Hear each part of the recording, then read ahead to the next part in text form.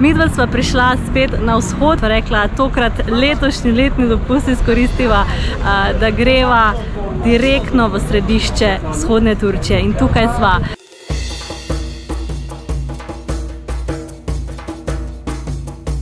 Havalimanından çıkıyoruz. Yaklaşık bir saat gecikmede de olsa. Aracımızı teslim alacaktık. Alamadık. Çünkü kredi kartımız yoktu. Abi havalimanından çıkamadık, yemin ederim ya. Arabasız kalacak diye korktum ya bir anda. Kimse kredi kartsız araba teslim etmiyor, kimse. Bir tane dayı önde gidiyor Eva ile beraber. Bu dayı yardımcı oldu bize işte. Şimdi arabaya doğru gidiyoruz. Orada arabamız da hazır. Siyah Cupra. Bu Megane 27 plakalı. Aracımız hazır. Hadi bakalım, başlasın yolculuk.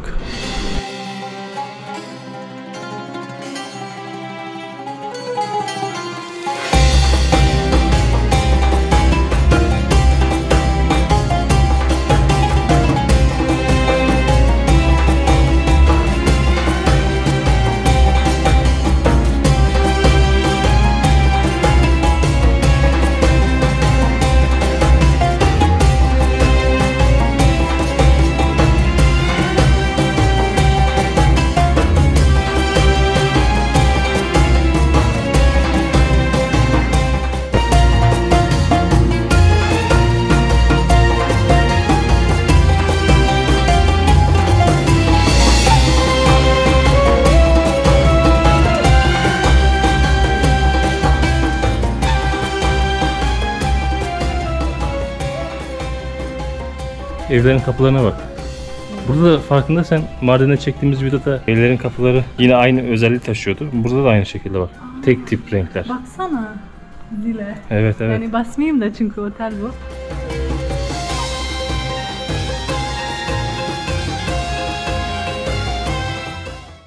Önce Gaziantep Kalesi'yle başlamak istedik. Zaten Gaziantep Kalesi'nin etrafında çevrili bütün gezeceğimiz yerler. Burada çok medrese ve şeyler var. Hanlar, Kapalı Çarşı gibi yerler var burada. Tarihi Zincirli Belediyesi'ne giriyoruz. Kapalı Çarşısı. Tabii daha küçük. Genelde hediyelik eşyalar, baharatlar, ev eşyaları.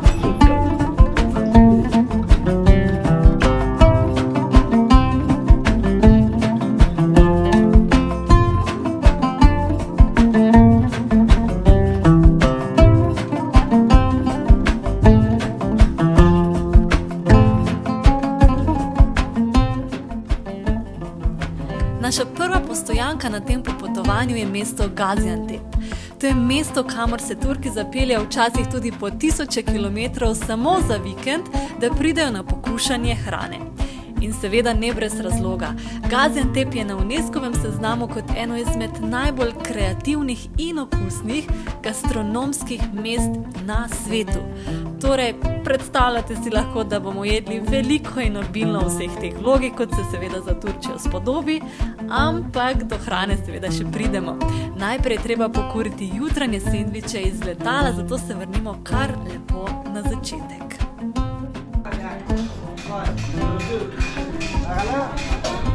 Bakayım şey bulabileceğim mi? Ne?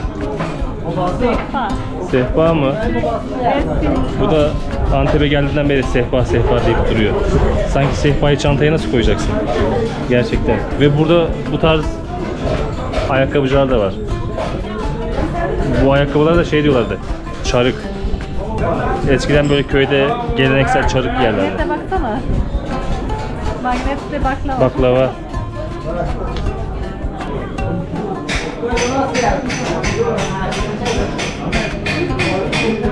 Türkiye'nin belki de en büyük Bakırcılar Çarşısı olabilir mi? Mardin'de de gezmiştik Bakırcılar Çarşısı'nı ama o zaman kapalıydı.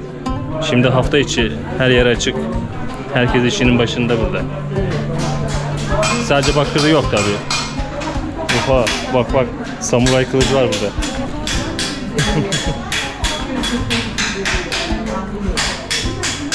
Yine bir şeyler buldu ya bu. Var ya, Eva ile böyle hediyelikçi gezince çıkamıyorsun buralardan. Kızım bunun altı çantaya nasıl sığdıracaksın? Bunun üstü. Çantada sığmayacağım. İşte Alaaddin'in sihirli lambası. Hep zaten şey buradakiler. El işlemeli. Hep zaten hazır hiçbir ürün yok burada. Bak burada amcamız vuruyor, kırıyor, yapıyor.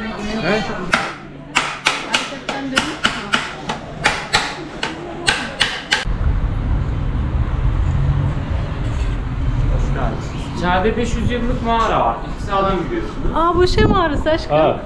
Baba gösterdi mağarası. Baba mı gösterdi mağarayı? Aha. Neymiş ismi? Kaleoğlu mağarası. Ha o işte. Dedik ki gel bir kahve içelim dedik. Karşımıza direkt burası çıktı ya.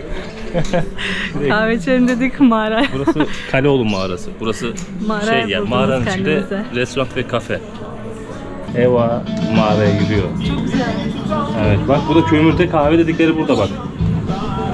İşte bak bu kömürde kahve. Gerçekten serin ha. Evet sen dedin. Sen yeri çekme. Çok tatlı. Ve bu şekilde. Oo bak şey sanki yağmur yağıyor gibi değil mi? Vallahi o kadar çok serin ki burası gerçekten şey böyle nemli serin bir şeyi var böyle. Ve şey zaten nemli olduğundan şey yerlerde ıslak. Bu şekilde içeride oturma yerleri var. Her köşede.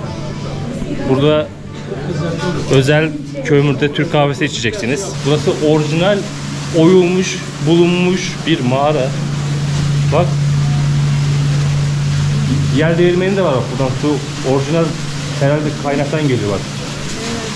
Güzel bir yere oturalım ve kömürde kahvemizi içelim. Karşıda yazdığı gibi kömürde kahve. Tüm mağaralarda.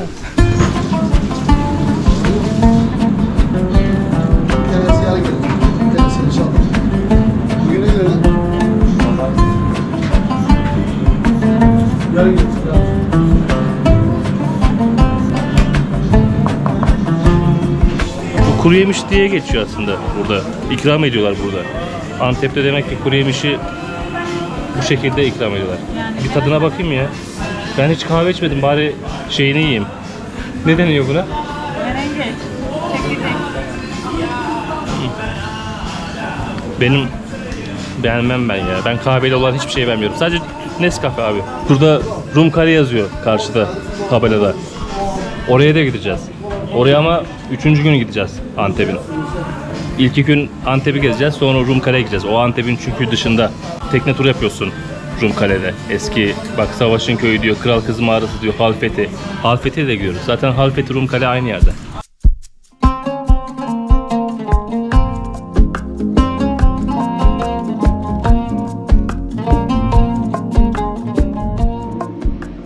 Hamama oziroma turške kopeli ima v Turčiji izredno velik pomen, ki sega vse tam do bronaste dobe, torej 3000 let pred našim štetjem. In mi pa smo zdaj v muzeju Hamama, ki je res lepo predstavljena cela kultura, cela tradicija in vse prakse teh turških kopeli. Imajo namen seveda očiščenja telesa in duha. Bunlara tellah diyorlar. Niye? Kesik köpük yapanlar var ya, onlara tellah diyorlar. Aha. Bunlar çok fena kesik köpük yapıyor. Ben gitmeyeceğim hamama o yüzden.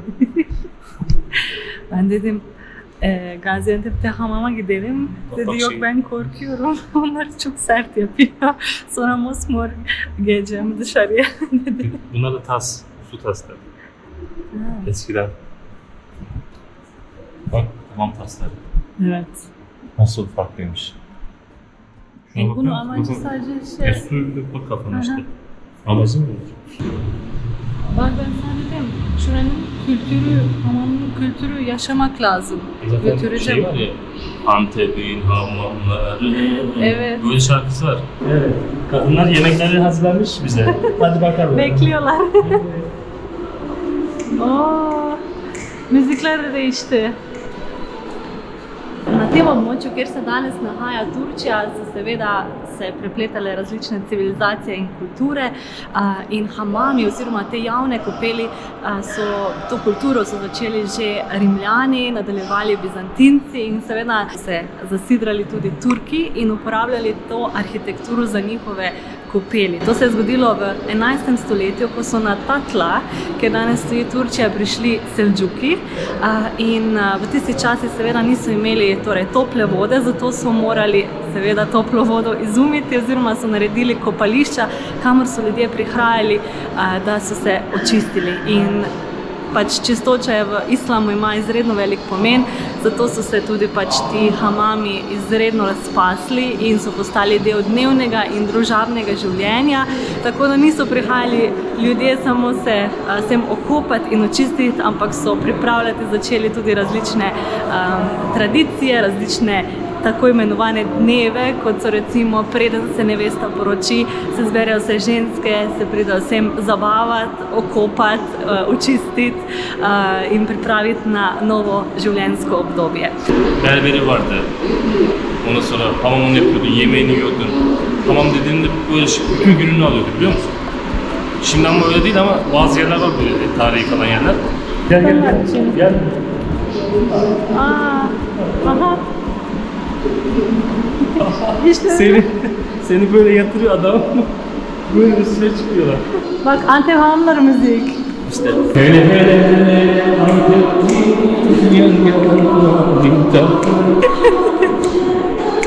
İşte bunlar da oynuyorlardı. Lay lay lay. Bak kadınlar işte burada eğlence düzenliyor, sofra düzenliyor. Burası da Lahusa hamamı. Bu ne demek? Lahusa doğum odası, doğum hamamı gibi bir şey. Yeni doğan bebek, bir kadın. Lahusa hamamı. Bebeklerin 40'ı oluyor ya. Evet. 40. günü geliyorsun burada bebeğini yıkıyorsun. Gaziantep'te kimi yerlerde hala sürdürülebilen geleneklermiş bunlar. İkisi, yani bebekle 1-2-3 40 diye çırpılan su yukarıdan aşağıya dökülüyormuş 40 defa bebeğin üstüne dökülüyor. Sonra anneye çeşitli baharatlar hazırlanıyormuş. Nefse emir uyguluyor. Vücuttaki bere ve ağrıları aldığına inanılır. Bak Gaziantep'te Lahusa hamamı bu nedenle diyor, nefse hamamı olarak da diyor. Aynen. Evet, ilginç. Ben böyle bir gelenek bilmiyordum abi. Bak annemler de mesela geleneklerini, kültürlerine değer verebilir ama ben annemden hiç böyle bir şey duymadım. Yani 40. günü alırsın, bebeğe getirirsin burada. Onu bilmiyordum bak. Yani ilginç. Yani her bölgede farklı bir kültürü var.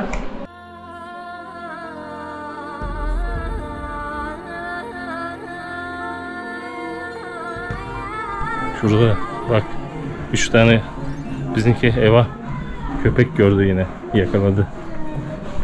Hey gençler, bunlar çok ciddi. Şunlara bak. Bak çok tatlılar ya. Bak. Yo, çok sinirli duruyorsunuz ya. Alo. Alo. Çok ciddiler. Of. Bir dut suyu, bir Osmanlı şerbeti aldık. İkisine toplam 20 lira verdik. 10'ar lira. Çok uygun ya. Yöresel içecek gibi bir şey. Her yerde gördüm çünkü. Sokağın her köşesinde ben hemen gördüm. Her yerde satılıyor bu. İyi. Kesinlikle deneyin. Tavsiye ederim. Bu benim içtiğim biraz daha tatlı. Eva'nın içtiği biraz daha mayhoş. Yani ekşimsi biraz daha. Ama severim ben. Tavsiye ediyorum. İçin. Oh.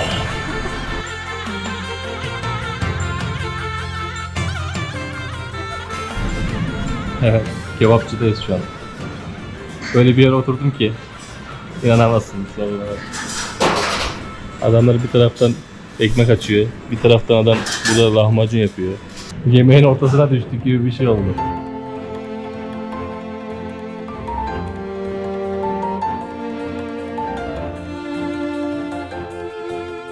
Bak mezeler de geldi. Bak.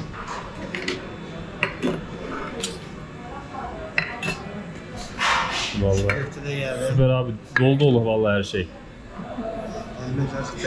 Abi ben bunlarla doyarım zaten ya. Şuna bak ya. Baksana abi. Bunlar bizim. Oo. Şuna bak. 1,5 Adana.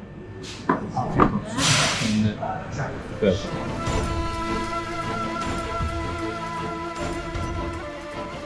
Prispeva smo na eno staro dvorišče, a ki je v bistvu stari han, to pomeni, to je stari dvorec, kjer so nekoč živeli in imeli pač svoje shrambe.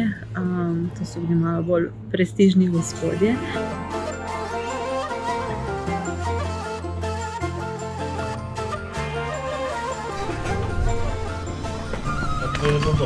Neredesin aşkım?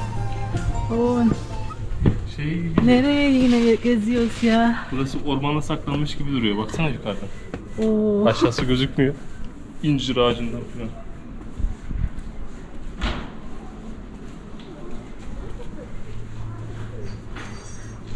Ya seninle biraz küçük. Evine mi götürüyorsun beni? Evimi gezdireyim. Burası benim konağım. Evet, Burası gezdir salonum beni. benim. Bakalım senin konağını. Burası salonum, ders çalışıyorum burada. Kitabım burada. Çok sıcak ama ya içerisi. Evet, tahta bir ev. Tahtadan olduğu için her şey ahşap. Evet. Ama dediği gibi ya, orası daha güzelmiş. Ha. Çocuk dedi bak o resim çekilen yer karşısı. Evet, oraya da gidelim.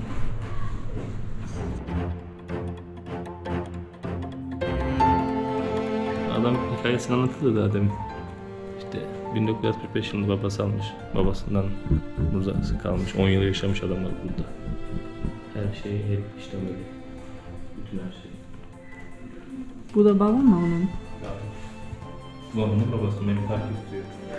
Şeyin yazıcısı. Bandımız. İstiklal Marşı mı Evet. yazdı? Tabii o Akif ders verirsin.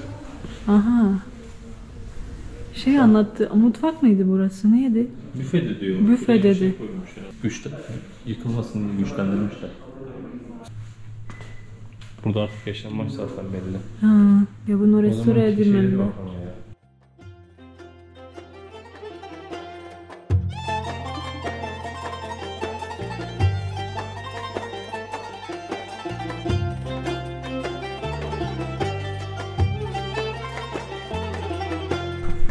Očitno zelo popularen kraj za slikanje.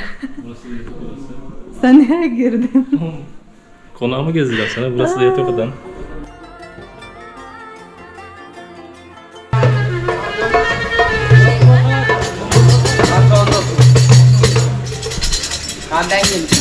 Biz geldik, her şey bitti. Bak gittiler. Masa geziyorlar.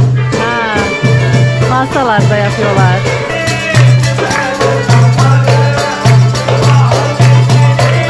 Adamlar ikimizi buraya çaldı.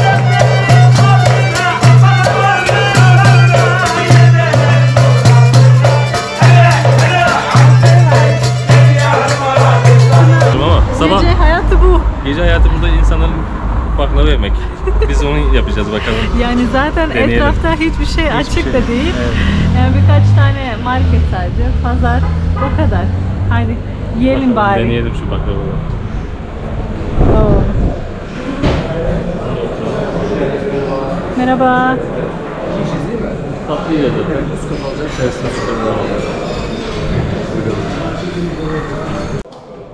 Herhalde yemek üst taraf baklava yiyelim.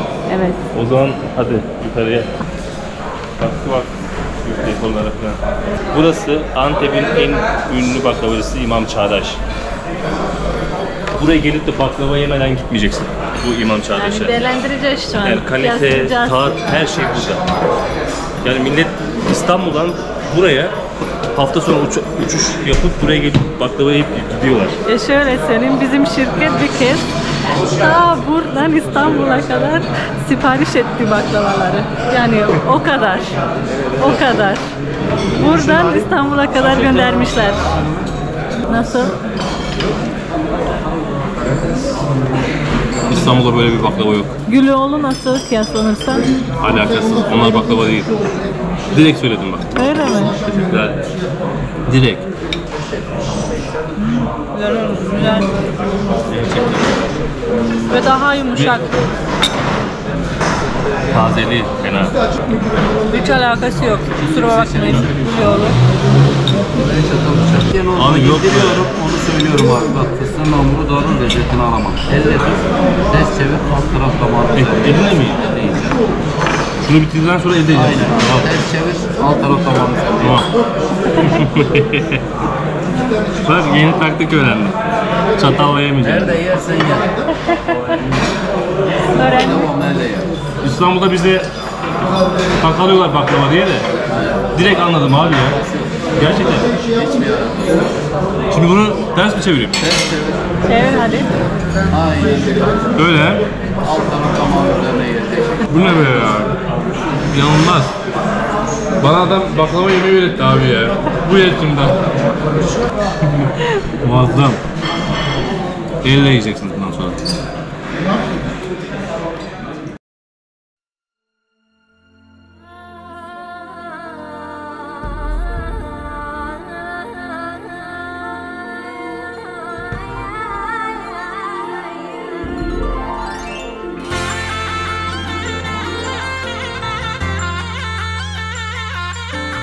Baksana.